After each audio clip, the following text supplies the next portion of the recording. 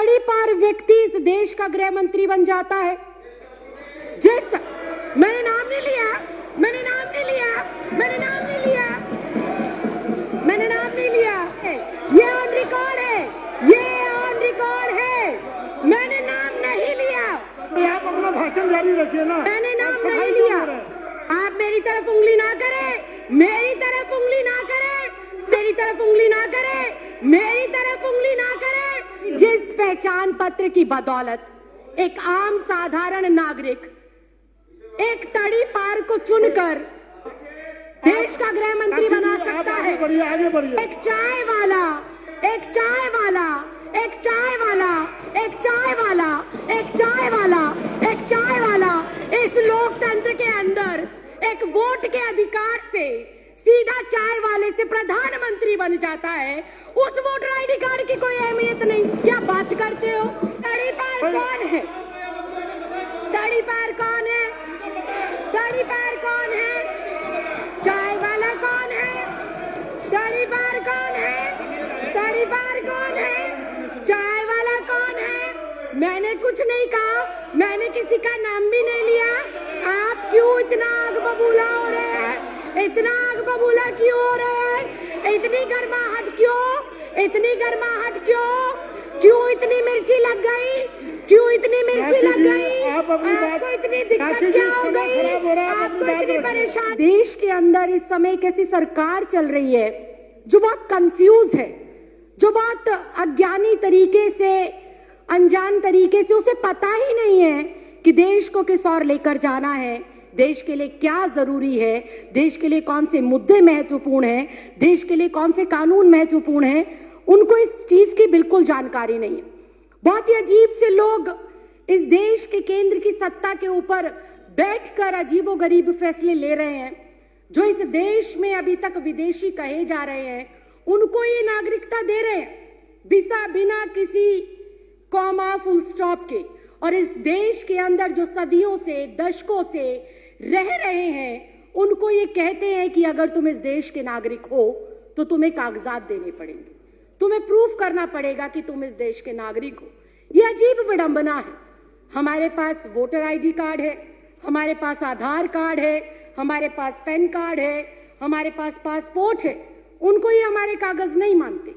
जिस voter ID card से इनको सत्ता में चुनकर भेजा गया, जिस वोटर आईडी कार्ड से ग्राम पंचायत हो, निगम का चुनाव हो, विधानसभा का चुनाव हो या देश की सर्वोच्च संस्था लोकसभा का चुनाव हो, जिस वोटर आईडी से देश के 128 करोड़ लोग इनको चुनकर भेजते हैं, उस वोटर आईडी कार्ड को भी ये हमारा सबूत के तौर पर मानने को तैयार नहीं। बहुत ही हास्यास्पद बात है कि जिस पहचान पत्र की बदौलत एक तड़ी पार व्यक्ति इस देश का गृह मंत्री बन जाता है। जिस मैंने नाम नहीं लिया, मैंने नाम नहीं लिया, मैंने नाम नहीं लिया, मैंने नाम नहीं लिया, मैंने नाम नहीं लिया। ये बहुत ही हास्यास्पद है, ये बहुत ही हास्यास्पद है।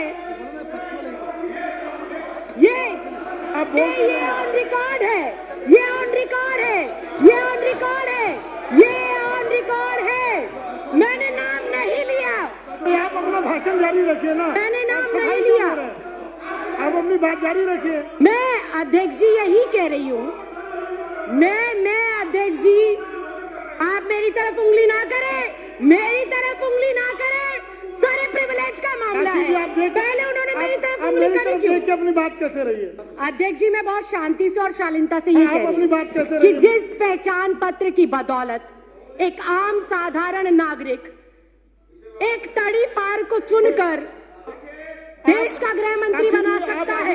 आगे बढ़िए। एक चाय वाला, एक चाय वाला, एक चाय वाला, एक चाय वाला, एक चाय वाला, एक चाय वाला इस लोकतंत्र के अंदर एक वोट के अधिकार से सीधा चाय वाले से प्रधानमंत्री बन जाता है।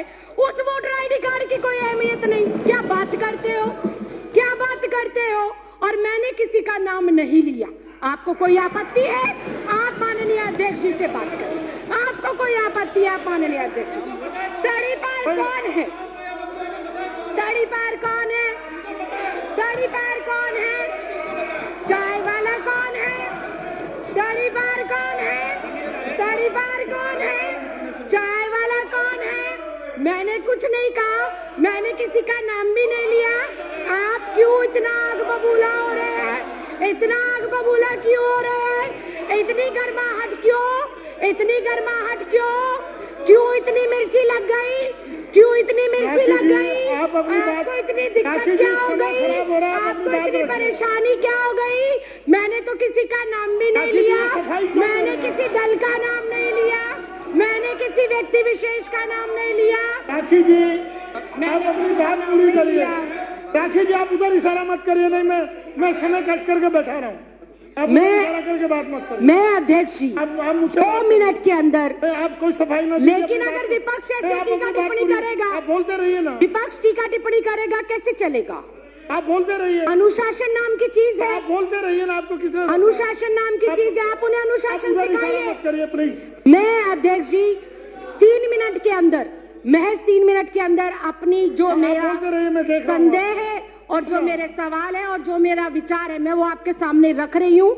मैं अपने बातों को दोबारा रिपीट करती हूँ कि जब एक मतदाता, राखी जी मैं दोबारा रिपीट करने की इजाजत नहीं दे रहा। जब एक मतदाता अपने मतदान का प्रयोग कर कर मेरे जैसी एक साधारण सी लड़की, 25 गज में रहने वाली लड़की को लोकतंत्र के इतने बड़े मंदिर में भेजता है, तो वो सबसे बड़ा प्रूफ होना चाहिए। बाबा साहब भीमराव अंबेडकर ने वोट डालने का अधिकार सबको दिया और वो वोट डालने का अधिकार इस बात को सिद्ध करता है कि हम इस भारत देश के नागरिक हैं। मैं सिर्फ इतना कहना चाहती हूं कि 1989 से पहले कानूनन ऐसी कोई प्रतिबद्धता, ऐसी कोई मजबूरी या अनिवार्य नहीं था कि एक कोई भी जो बच्चा पैदा होगा, जो भी व्यक्ति जन्म लेगा, उसका जन्म प्रमाण पत्र बनाया जाए। ऐसी कोई पॉलिसी नहीं थी। जब ऐसी पॉलिसी पहले नहीं थी तो मुझे समझ नहीं आता एनपीआर, एनआरसी और सीए के लिए माँ बाप का जन्म प्रमाण पत्र हो अनिवार्य, ये किस बिहाफ पर लिखा गया, ये बिल्कुल समझ के परे।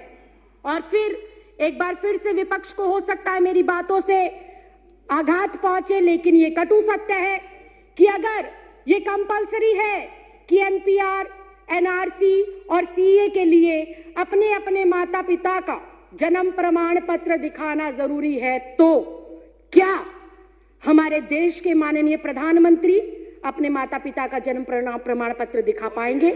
क्या हमारे देश के माननीय गृह मंत्री अपने माँ बाप का जन्म प्रमाण पत्र दिखा पाएंगे? क्या हमारे इस देश के रक्षा मंत्री हमारे जो ये एनसीआर, एनपीआर और सीए है, इसके माध्यम से अपने माँ बाप का जन्म प्रमाण पत्र दिखा पाएंगे? क्या इस देश के माननीय राष्ट्रपति अपने माँ बाप का जन्म प्रमाण पत्र दिखा पाएंगे? क्या आरएसएस प्रमुख मोहन भागवत अपने माँ बाप का प्रमाण पत्र दिखा पाएंगे? क्या श्री एल.के. आडवाणी जी अपने माँ बाप का प्रमाण पत्र दिखा पाएंगे? या माननीय अध्यक्ष महोदय आप स्वयं अपने माँ बाप का प्रमाण पत्र दिखा पाएंगे? अगर ये संभव नहीं है, अगर ये संभव नहीं है, अगर ये संभव नहीं है, अगर ये संभव नहीं है, अगर ये संभव नहीं है, राखी जी अगर ये संभव नहीं है, तो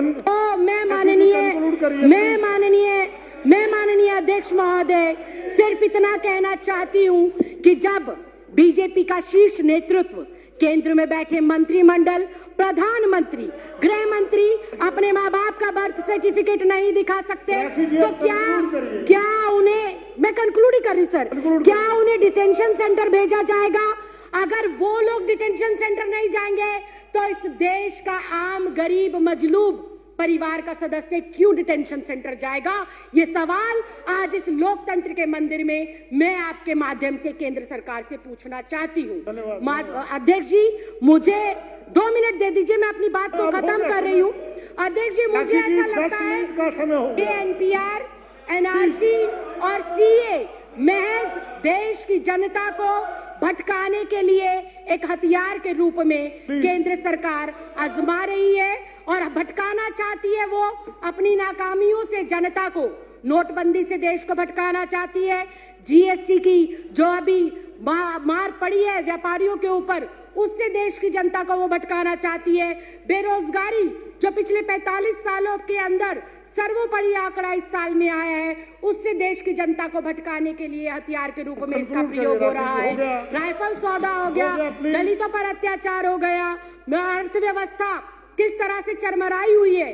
अध्यक्ष जी, मैं एक लाइन कहकर सर मैं भी रिक्वेस्ट कर रही हूँ, फाइनल क्लोजिंग लाइन कहकर मैं जो है अपनी बात को विराम देती हूँ कि अध्यक्ष जी, ये जो भाजपा सरकार है ये एक संकीर्ण मानसिकता की सरकार है। इस सरकार को जब से ये अस्तित्व में आई है, किसान सड़कों पर है, छात्र सड़कों पर है, महिला सड़कों पर है, पुरुष सड़कों पर है, दलित सड़कों पर है, वकील सड़कों पर है, डॉक्टर सड़कों पर है, इंजीनियर सड़कों पर है। ये सरकार नहीं, संविधान विरोधी लोग हैं।